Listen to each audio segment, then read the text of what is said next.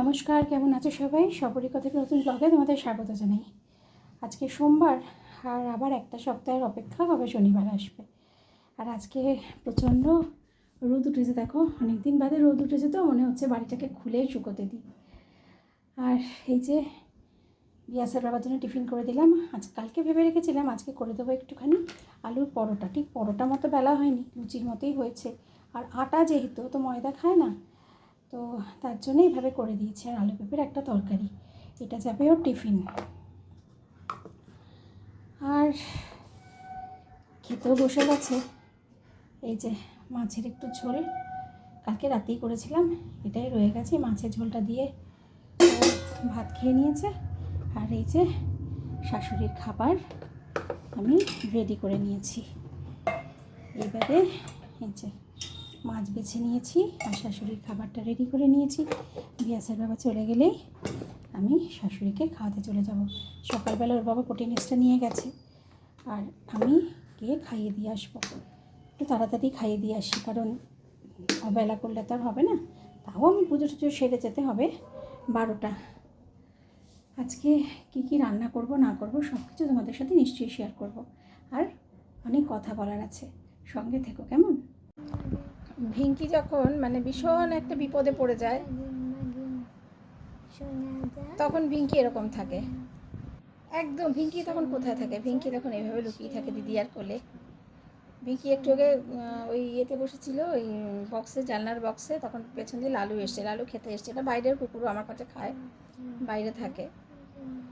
ও ভয় ঠয় পেয়ে সোজা দিদি আর কোলে। ওরে বাবা রে, এটা কে রে? এই হচ্ছে ভিঙ্কির বীরত্ব। পরি তো লালুকে ভয় পায় না, ভিঙ্কি অসম্ভব ভয় পায়। আর তার জন্য এই হচ্ছে আমার ভিঙ্কি দিদির কোলে মুখ টুক গুজে বসে আছে। হাতটা সরা, হাতটা সরা, মুখ থেকে হাতটা সরা বিয়াস, মুখটা থেকে হাতটা সরা।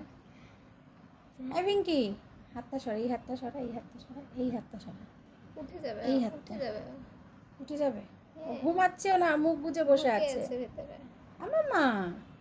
ভিঙ্কি, ভিঙ্কি কি হয়েছে? ভয় করছিল? লালু দাদা তোমাকে কিচ্ছু করবে না। ছুটে এসে দিদি আর, ও বাবা ও বাবা, ছুটে এসে দিদি আর কোলে মুখ গুজে নেয়। প্রচণ্ড ভয় পেয়ে গেছি আমি। বাবা তুমি ওকে খেতে খেতে দিয়ে বিদায় করো। হ্যাঁ হ্যাঁ হ্যাঁ, আবার দিদি আর মুখে দিকে তাকাচ্ছে। হ্যাঁ হ্যাঁ হ্যাঁ হ্যাঁ হ্যাঁ, খুব বিপদ।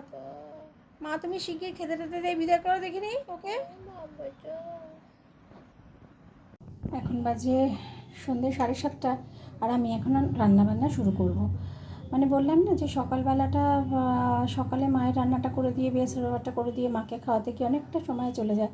তারপর আজকে বাজারে গেছিলাম, বাজার থেকে একটা ক্যাম্পখাট কিনে আনলাম। সেই ক্যাম্পখাটের গল্প তোমাদের নয় করবো। আজকে একটা মজা হয়েছে জানো তো। আজকে সকালবেলা যখন সুকুমারদা আসে, বলে নিহারে আর চিংড়ি আর পমপ্লেট। আমি না লাফ দিয়ে উঠেছি, উঠে বললাম কি যে সুকুমারদা আমাকে একটুখানি নিহারে, লোটে মাছ আর কি, নিহারে নিহারে ভালো লাগে না বলতে, লোটে মাছ আর পমপ্লেট মাছ দিয়ে যেও, আর চিংড়ি মাছও দিও। তা দেখলাম যে বিয়াসের বাবা বাড়িতে নেই। তাই আমি বললাম বিয়াসের বাবা বাড়িতে নেই, ওদের ও বাড়ি গেছে, তুমি দিয়ে যাও। বলতে বলতে দেখি যে বিয়াসের বাবা আমার আরেকটা ঘর থেকে বেরোলো। তা বেরিয়েই বললো যে কী রাখবে মাছ? জানলাম যে লোটে মাছ রাখবো, পমপ্লেট মাছ রাখবো, আর চিংড়ি রেখো, বিয়াস কিন্তু চিংড়ি ভালোবাসে। তা ভালো, আমি তো বিশ্বাস করে বিয়াসের বাবা নাকি মাছ রাখতে চলে গেল, আমি ওদিকে ঘরের কাজ করতে চলে গেলাম। তা সুকুমারদা চলে গেল, একটু পরে আরেকটা মাছ আলো আসলো, মাছের দাদা সে মাছ দেয়, সেও নিয়ে এসেছিলো চিংড়ি মাছ, লোটে মাছ, পমপ্লেট মাছ। তা বললাম না, সুকুমারদার থেকে তো রাখা হয়ে গেছে। তো ঠিক আছে, তখন আমি জানি যে চিংড়ি মাছ বিয়াসের বাবা রেখেছি। আমি তারপরে বিয়াস বলে কি চিংড়ি মাছ কে রেখেছে মা? বললাম হ্যাঁ, তুই ভালোবাসিস বলে রেখেছি। তা বলো কেমন চিংড়ি মাছ দেখি? তা বললাম দাঁড়া দেখাচ্ছি। ও মা, দেখাতে গিয়ে দেখি শুধু পমপ্লেট মাছ আর লোটে মাছ, চিংড়ি মাছ তো রাখেইনি। হায় কপাল, খুব রাগ হলো জানো তো, যে খেগো তোমাকে আমি বললাম রাখতে। না, সুকুমার তো ছোটো ছোটো চিংড়ি এনেছিল, চিংড়ি মাছের মাথা ছিল না, তুমি মাথা ছাড়া চিংড়ি মাছ রাখতে বলো। না, মাথা ছাড়া চিংড়ি মাছ রাখুক আর মাথা দিয়ে চিংড়ি মাছ রাখুক, তোমাকে তো বলেছিলাম বাবা 30-35 টাকার ব্যাপার, 6-7টা খেলেই তো মেয়ে শান্ত। না, ঠিক আছে আমি বাজার যাচ্ছি, হ্যান ত্যান। শোনো, তোমার বাজার যেতে হবে না, তুমি মায়ের ওষুধ কিনতে যাবে তো, ওষুধ কিনে বাড়ি এসে খেয়ে দিয়ে টিফিন নিয়ে অফিস চলে যাও। আমি না ব্লিঙ্কিট করলাম, আইটিসি মাস্টার শেফ। এটা হচ্ছে লার্জ প্রনস। এটা এখন করব সর্ষে পোস্ত দিয়ে, আর করার পর কেমন হয় সেটাও তোমাদের সাথে শেয়ার করব।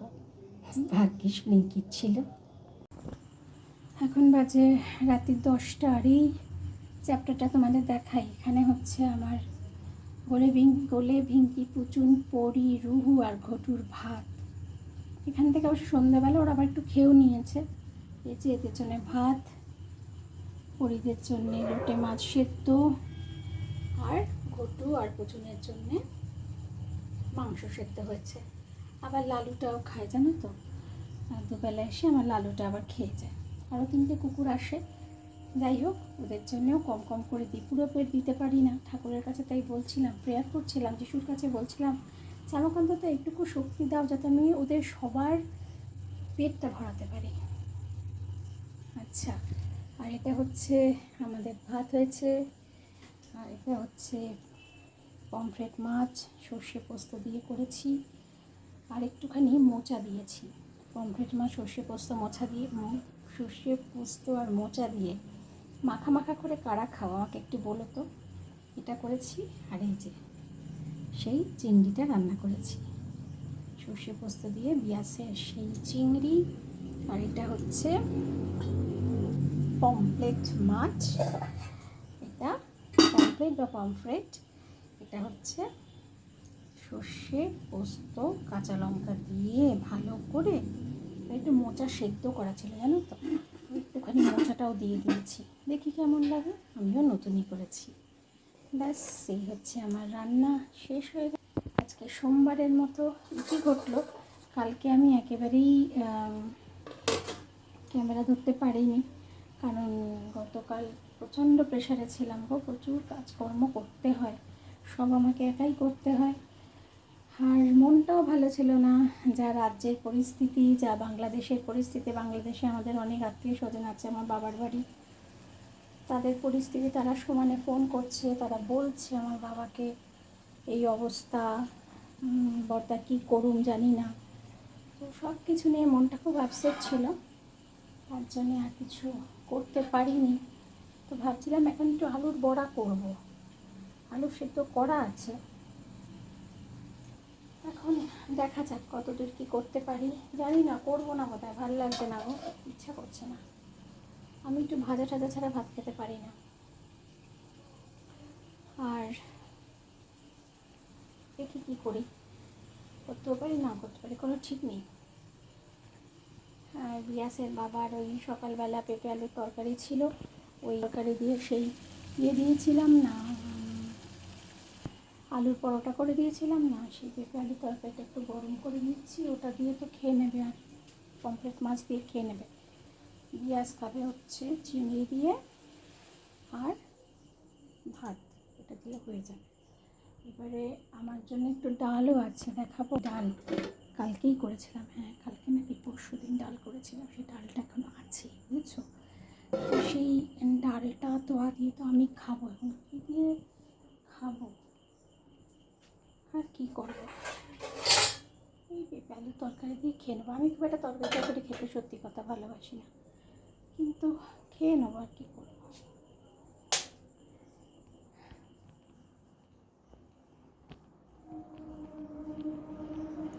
ঠিক আছে বন্ধুরা, তাহলে এখন অনেক রাত, আর কথা বাড়াবো না।